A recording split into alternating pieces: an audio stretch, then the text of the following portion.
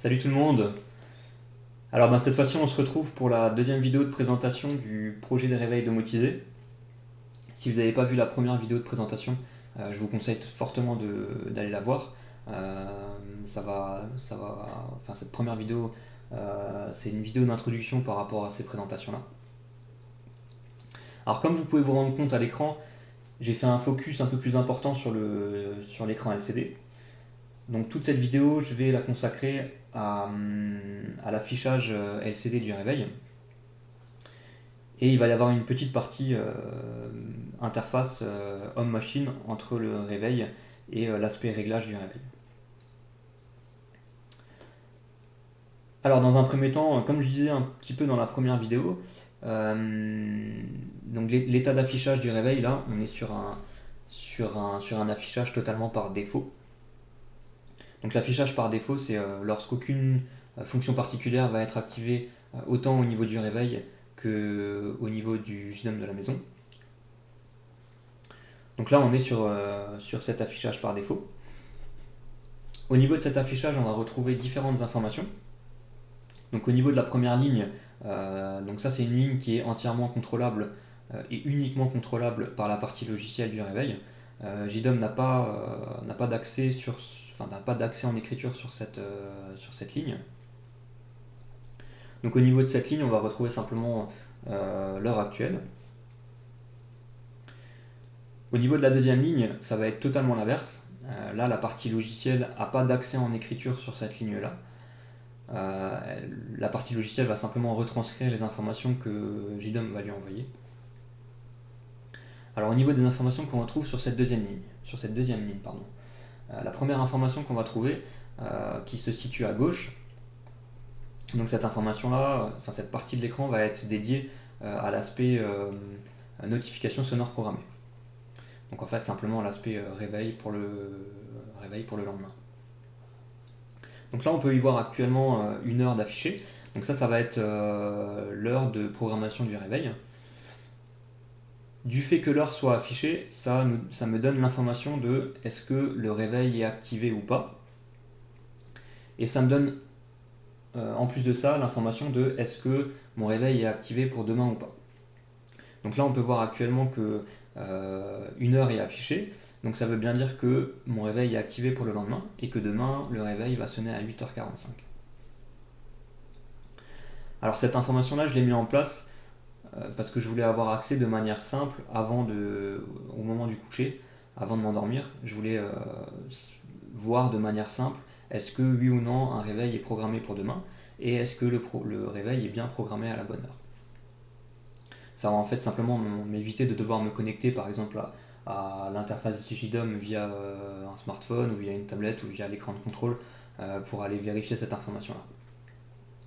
Et du coup, ça me permet de bien valider le fait que si je travaille le lendemain, que le réveil est bien activé le lendemain et qu'il va être activé à la bonne heure.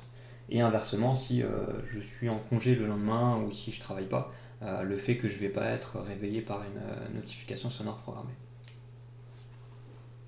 Donc là, comme je le disais, le réveil est actuellement activé. Donc une heure est affichée. Donc là, j'ai désactivé le réveil via l'interface JDOM. Et donc on peut voir que directement l'information est envoyée au réveil. Et on voit actuellement le message note à l'écran, ce qui valide bien le fait que le réveil est désactivé et que du coup demain j'aurai pas de notification sonore programmée. Au niveau de la partie droite de la deuxième ligne, là on va retrouver l'information de la température extérieure. Donc là j'ai simplement, comme je le disais dans la première vidéo, une sonde de température qui est placée à l'extérieur de la maison. Et l'information de température est simplement envoyée au réveil. Et le réveil va diffuser cette information-là sur l'écran LCD.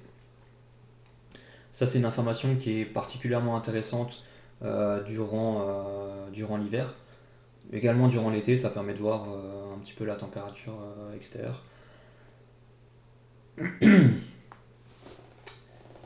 Voilà pour ce qui est de l'état d'affichage par défaut du réveil. Alors je vais maintenant un petit peu vous présenter l'interface au niveau de JDOM, donc l'interface du réveil au niveau de JDOM. Alors on va retrouver sur JDOM différentes commandes. La première c'est l'état d'activation ou de désactivation du réveil. Donc ça je vais l'utiliser par exemple quand je vais avoir une semaine de congé par exemple. À la place de devoir désactiver manuellement chaque jour, je vais simplement désactiver l'intégralité du réveil. Comme ça, j'aurai plus de notifications sonores programmées sur tous les jours. Même si des jours sont activés au niveau de la planification du réveil. On va retrouver également, bien sûr, l'heure de programmation de la notification sonore programmée. Alors, j'ai pas voulu mettre en place de notification sonore programmée planifiée. Je me réveille généralement tous les jours à la même heure et le week-end je mets pas de réveil. Donc j'avais pas d'intérêt à mettre en place des différents programmes en fonction des jours.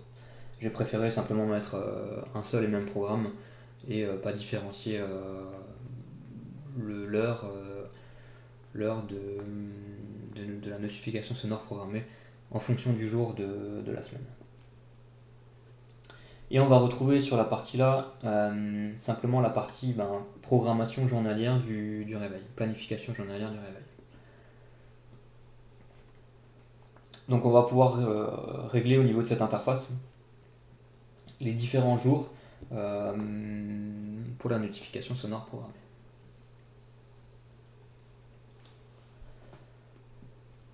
Donc là je vais en profiter pour vous présenter un peu la partie commande. Donc j'ai différentes façons d'interagir avec le réveil. La première façon d'interagir, ça va être de passer par l'interface JDOM, donc soit par une interface PC, soit via l'écran de contrôle de la maison, soit via l'application JDOM.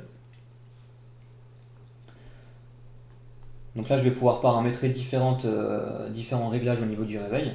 Je vais pouvoir par exemple régler l'heure d'activation du réveil. On va par exemple planifier un réveil à midi et demi. Donc cette heure va directement être transmise au réveil pour que cette heure-là soit affichée sur l'écran LCD, sur la partie gauche qui est dédiée à l'affichage de l'heure.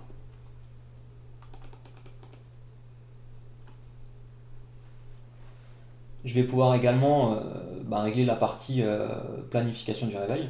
Donc aujourd'hui on est par exemple jeudi. Donc comme je le disais au début de la vidéo, si je désactive le réveil pour vendredi, donc à ce moment-là ça va avoir comme conséquence le fait que j'ai pas de notification sonore planifiée pour le lendemain. Donc j'ai bien le message note qui s'affiche pour me valider le fait que demain j'aurai pas de notification sonore planifiée.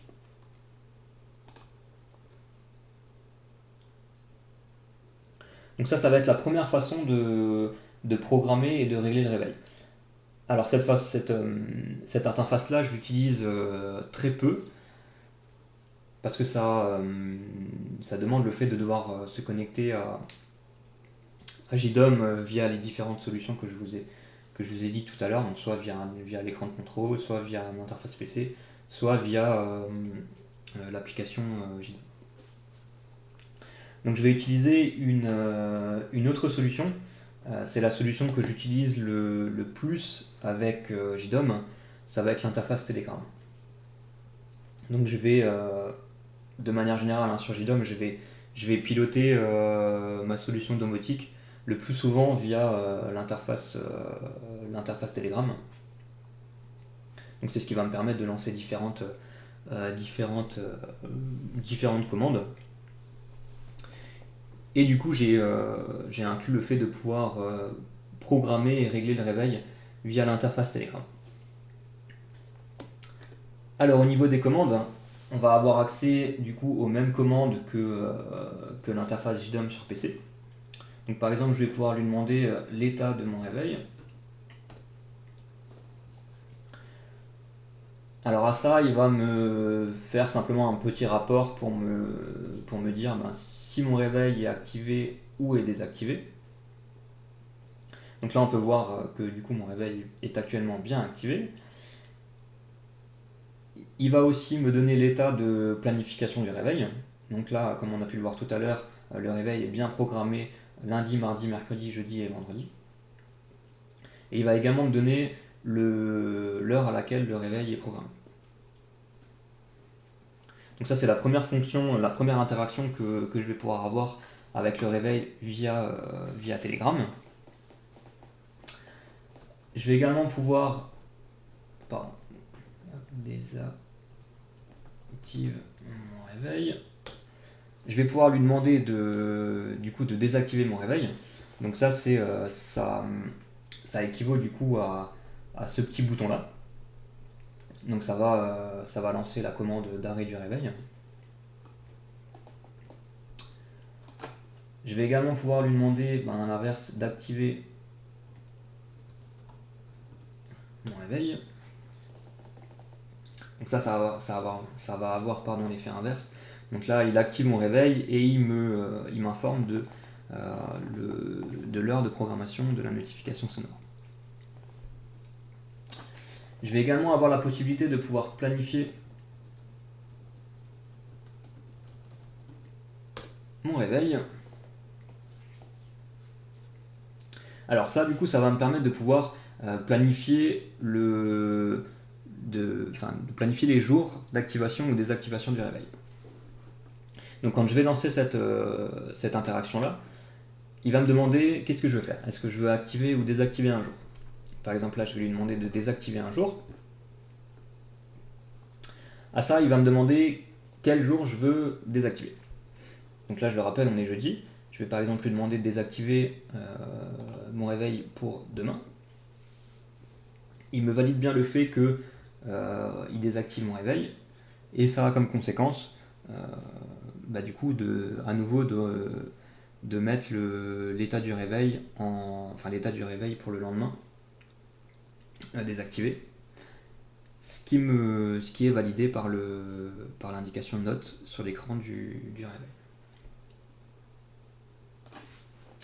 Alors je vais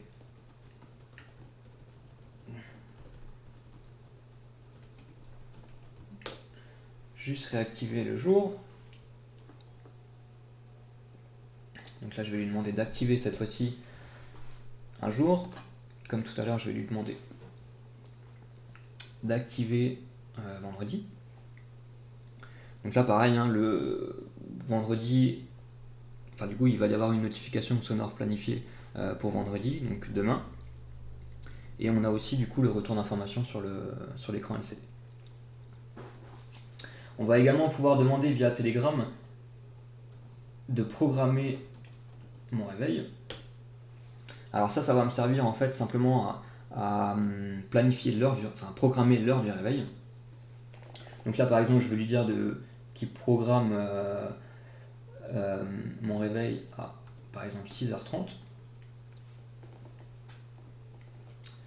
Donc il me valide bien le fait qu'il programme mon réveil à 6h30 et on a directement le retour d'information sur l'écran LCD du réveil.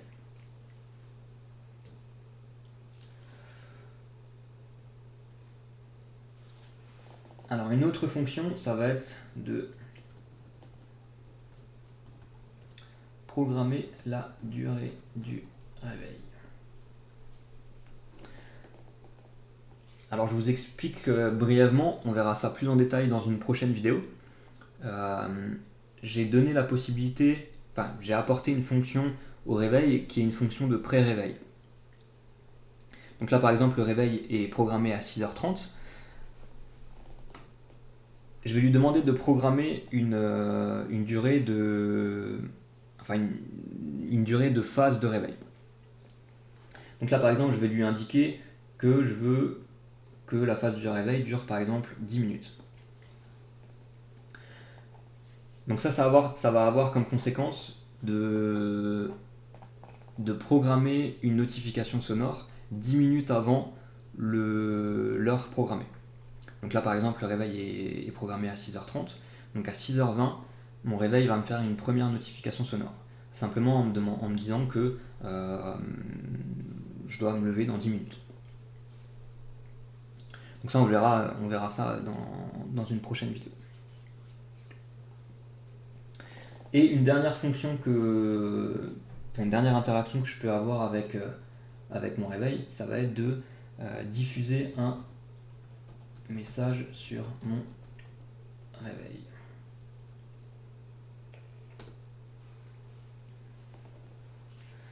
Alors via l'écran LCD, on le verra dans la suite de la vidéo, via l'écran LCD sur la partie basse du LCD, je vais avoir la possibilité de diffuser des messages. Donc ça va être soit des messages que je vais manuellement lui dire de diffuser, mais ça va être, mais JDOM a également la possibilité de pouvoir diffuser des messages via des scénarios.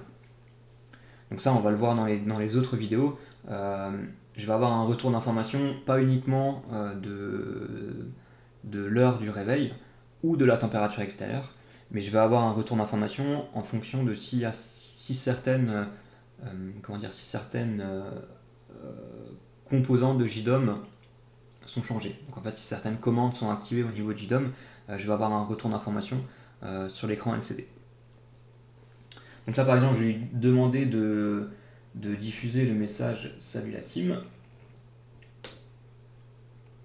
À ça, il va me demander durant combien de temps j'ai envie de diffuser ce message. Je vais par exemple lui demander de diffuser le message pendant 10 secondes. Donc à ça, il me répond bien le fait qu'il va diffuser le message Salut la team pendant 10 secondes. Et on peut voir du coup sur l'écran LCD que le message apparaît à l'écran. Une fois que les 10 secondes sont passées, l'état d'affichage du LCD repasse à l'état par défaut.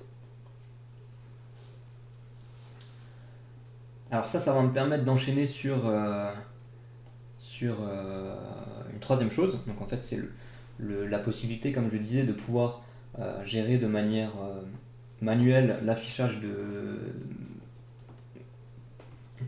messages sur le réveil. Donc là, par exemple, je vais lui remettre comme avant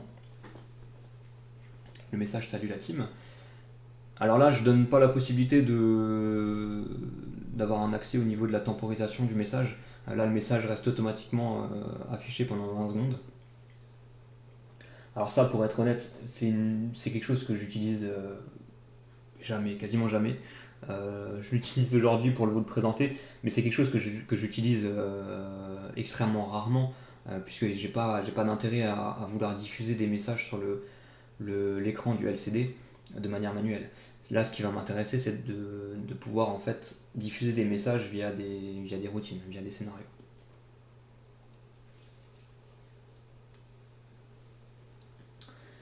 Alors voilà pour ce qui est de la partie réglage de la notification sonore programmée.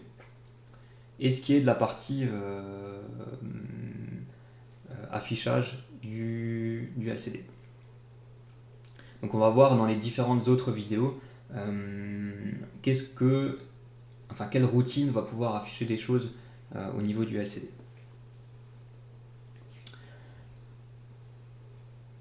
Alors comme je disais dans la première vidéo, la version du réveil aujourd'hui elle est extrêmement stable, elle fonctionne très bien.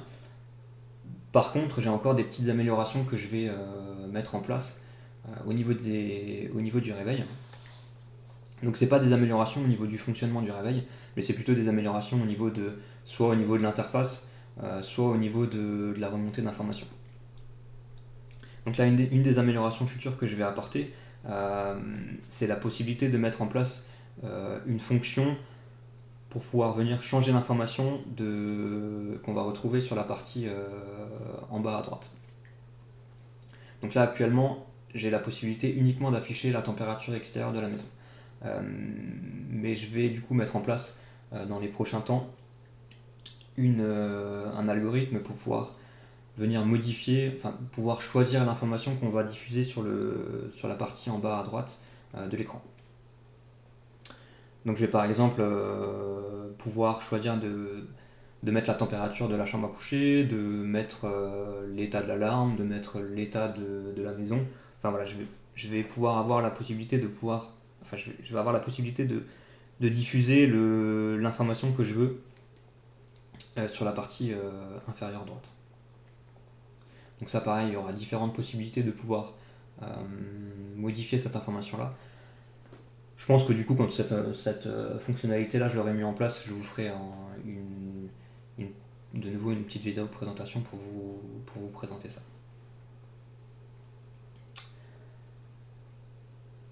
Voilà. Je vais vous parler d'une dernière chose au niveau de l'écran LCD. Alors là, vous pouvez constater que l'écran LCD, donc là, il fait jour dans la pièce, hein. Donc il n'y a pas de problème au niveau de la luminosité du LCD. Les caractères, ils sont plutôt... enfin, on arrive bien à distinguer les caractères. Au niveau du contraste et du réglage du rétroéclairage, on est plutôt bien pour la lecture des informations. Par contre, la nuit, on est sur un rétroéclairage qui est plutôt important. Donc si toutes les lumières sont éteintes dans la pièce, on va avoir une pollution un petit peu lumineuse pour le sommeil. Donc ça, j'ai voulu mettre en place un système de réglage pour pouvoir switcher entre un état de rétroéclairage haut et un état de rétroéclairage bas. Donc là, je vais avoir la possibilité de pouvoir diminuer le rétroéclairage de l'écran de façon manuelle ou de pouvoir le gérer de manière automatique en fonction du mode de la maison. Donc là, par exemple, la maison, elle est en mode présent, donc le rétroéclairage est à l'état haut. Si par exemple je passe la maison en mode nuit, à ce moment-là, le rétroéclairage va passer du coup en état bas. Donc là, je ne vais pas passer la maison en mode nuit parce que ça va avoir des conséquences sur toute la maison. Je vais simplement vous montrer, je vais passer manuellement l'état d'affichage en état haut ou en état bas. Donc là, on peut voir que au niveau du contraste de l'affichage, on voit encore un petit peu les caractères. Donc là, comme je le disais, la pièce elle est totalement éclairée. Donc on a l'impression qu'on voit presque plus rien. Mais en fin de compte, durant la nuit, c'est juste assez pour qu'on arrive encore à distinguer les caractères et distinguer ce qui est sur l'écran. Mais sans qu'on ait une pollution au niveau enfin, une pollution lumineuse dans la pièce.